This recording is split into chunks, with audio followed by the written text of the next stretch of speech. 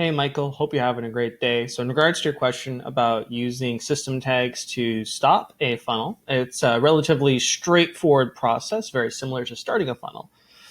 So, at the beginning, I just have a funnel here with when a start tag is applied from anywhere, whether they click the link or if you apply it manually, however you want to do that. When the tag is applied, they're going to be entered into this funnel.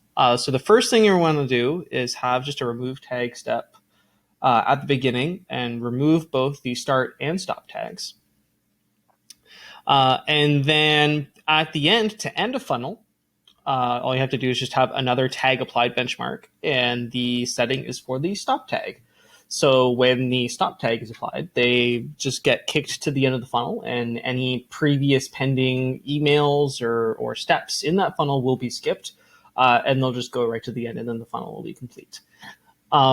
They can be re-added back into this funnel if they re-received the start tag, because at the beginning of the funnel, just remember how we removed both the start and stop tags. Even if they don't have them, it'll try to remove them. If they don't exist, then it just does whatever.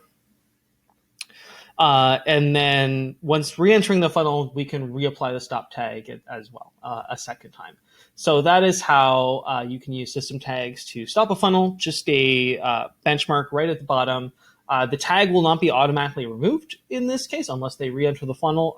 So the systems tag will stay in their contact record. If you wanted to immediately remove it, then you just put remove tag at the end as well.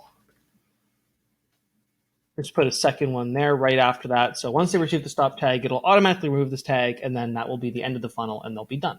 So I hope that answers your question. Again, fairly straightforward. If you have any follow-up questions, please let us know. Thanks, and I hope you have a great, wonderful rest of your day.